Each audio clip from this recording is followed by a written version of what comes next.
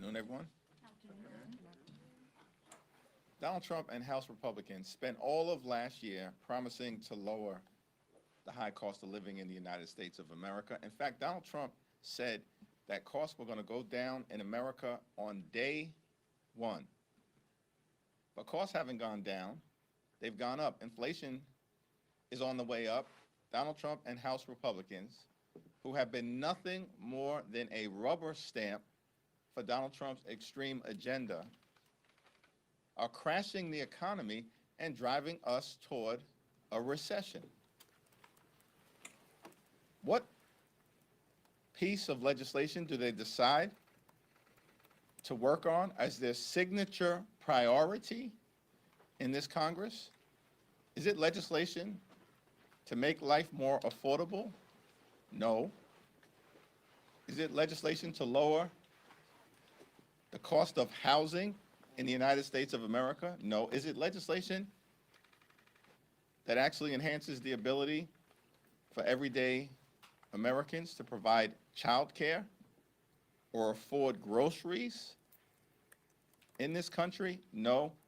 House Republicans are trying to jam another GOP tax scam down the throats of the American people, where the overwhelming majority of the benefits will go to the wealthiest 1% in the United States of America, and they want to pay for it by sticking us with additional debt, trillions of dollars of additional debt, and by enacting the largest health care cut in American history, along with the largest cut to food assistance in American history, literally taking food out of the mouths of children, veterans, and seniors in this country. It's shameful.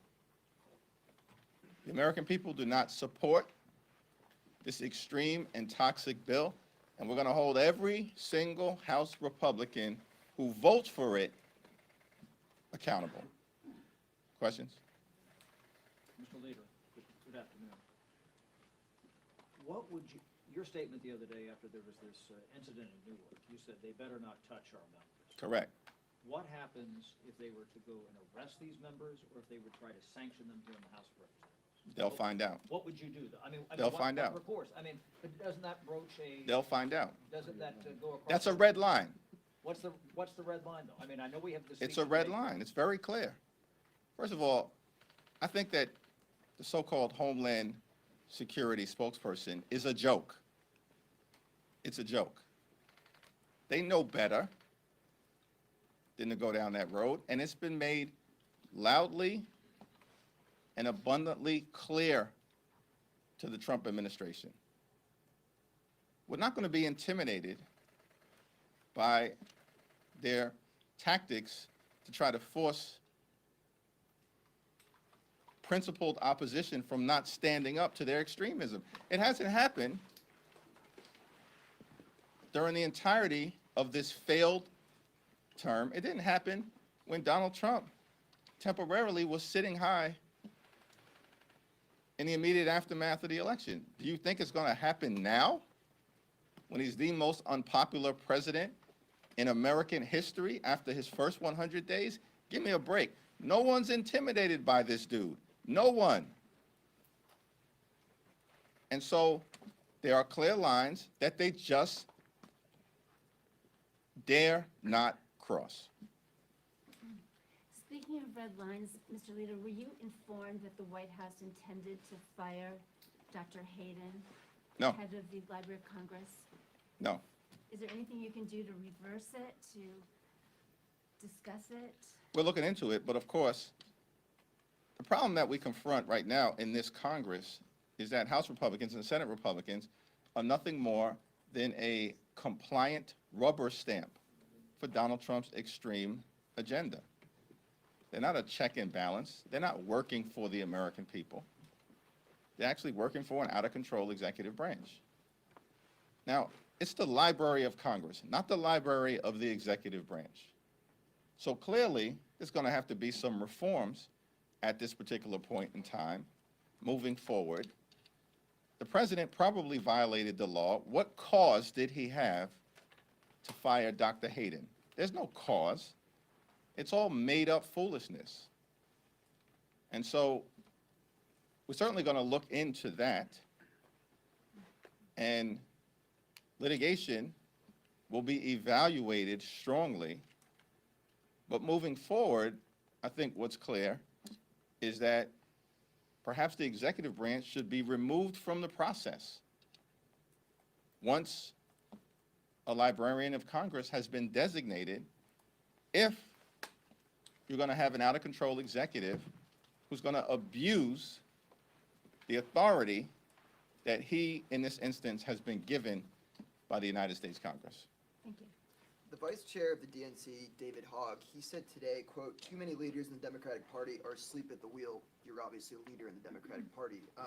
Did he mention me by name? He did not, but you are Okay. a leader. Okay. Are Democrats asleep at the wheel? Does he have a point, and should he stay in his role? I think I've been very clear about my perspective on David Hogg and how I'm going to defend every single member of the United States House of Representatives in the Democratic caucus. Mr. Leader, on a similar vein of standing up for Congress's authority, what are you trying to do, if anything, about the Qatari plane? And, what steps are you taking to assert Congress's authority over this, and when it comes to the Library of Congress? Well, What can Congressman you do? Jamie Raskin has been very clear on this issue as it relates to the Constitution. A $400 million flying palace is an unconstitutional gift to this president or any president if it is not explicitly approved by the United States House of Representatives and the United States Senate. That's what the Constitution explicitly makes clear. There's no way around it as far as we're concerned. And so the president presumably is going to take that next step and seek congressional authority, which I believe we will clearly and decisively reject. It's an embarrassment. Literally, millions of people in this country are struggling to live paycheck to paycheck. Can't afford housing, can't afford groceries, can't afford to pay their utility bills, can't afford child care, can't afford insurance. And Donald Trump is publicly defending, accepting a $400 million flying palace from a close ally of Iran and Hamas? I mean, you can't make this stuff up, which is why even some of his closest MAGA sycophants have made clear this is a plane too far for them. Too far for them. Thank you, Mr. Leader. Speaking of planes, did you fly out of Newark this week? And I wanted to see if you support Secretary Duffy's proposed fixes to the air traffic control system. I flew out of LaGuardia this week. I look forward to having a conversation with Rick Larson, the top Democrat on the Transportation and Infrastructure Committee. I have great confidence in him and his leadership to get his assessment on Secretary Duffy's recommendation. Are you open to a major overhaul of air traffic control technology? I think we need to make sure that our air traffic control system and technology is top-notch and first-rate. And to the extent that there are aging parts of the system, it definitively needs to be corrected. We also need an administration that should stop trying to undermine aviation safety in the United States of America, which is what they've been doing, perhaps at the behest of one of their lackeys, Elon Musk, from the very beginning of this administration. Thanks. On You got it. Library of Congress, there's this dispute where Trump has appointed A.G. Blanche. Library of Congress staff turned away those DOJ appointees yesterday, and Robert Newland is still addressing himself as the acting director. Who in this moment is leading the Library of Congress? As far as you're concerned, and will congressional Democrats be offering guidance or weighing in? As far as I'm concerned, it's not this Robert Newland character or whatever his name is. I've never heard of him. And listen, at the end of the day, it's the Library of Congress. And so this is another example of executive overreach. And, you know, it'll be challenged in court in all likelihood.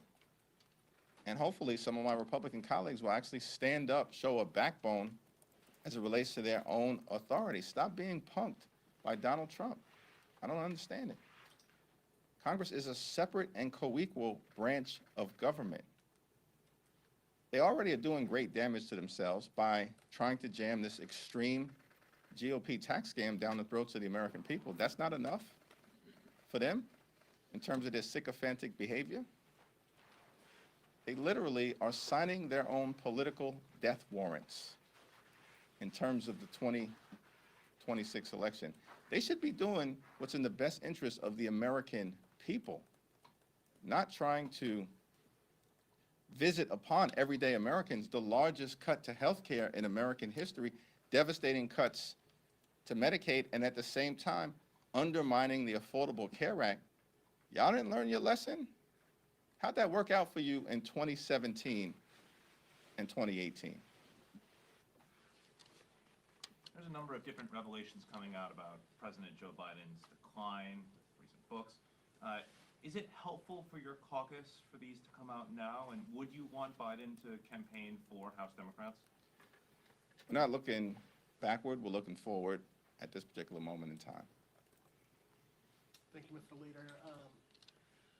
Richie Neal, Frank Pallone, and Andrew Craig may not be the most visible members of the caucus, but today they're going to be center stage as Republicans mark up the bill to, as you say, give tax breaks to the wealthy, take people off their health care, and take SNAP benefits away from Americans. What should Americans know about these three members and why they should trust their leadership the way that you and many of the members of your caucus do?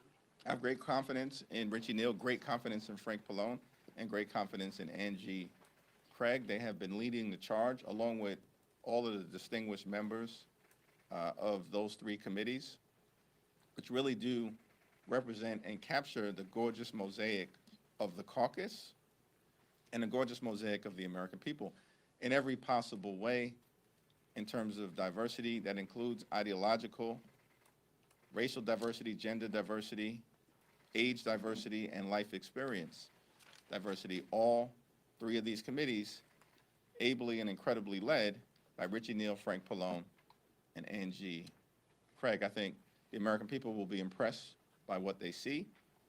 We all are unified in trying to stop these extreme MAGA Republicans from jamming another GOP tax scam that benefits the wealthy, the well-off, and the well-connected, and takes health care away from the American people down our throats.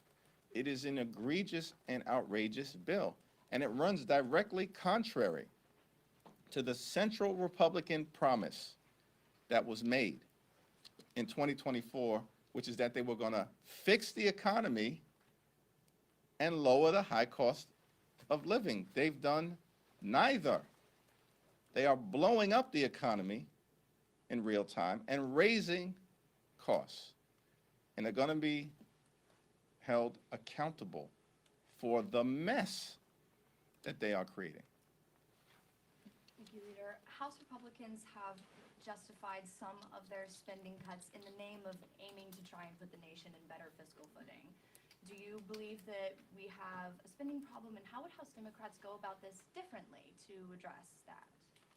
That will be explained throughout the various committee hearings that are going to take place throughout today, tonight, and into tomorrow.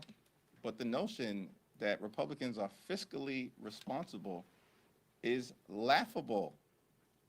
They have repeatedly inherited an improved fiscal situation, or in some cases, a budget surplus, as occurred during Bill Clinton's presidency, and an improved fiscal situation relative to a reduction of the deficit, a $1 trillion reduction that Donald Trump inherited from Barack Obama, and then proceeded to blow up the debt and the deficit, just like George W. Bush did, just like Reagan did, and now Republicans are doing it again.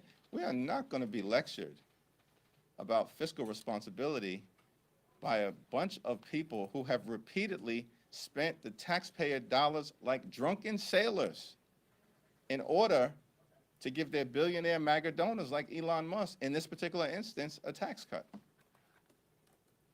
Thank you, everyone. Thank you. Thank you.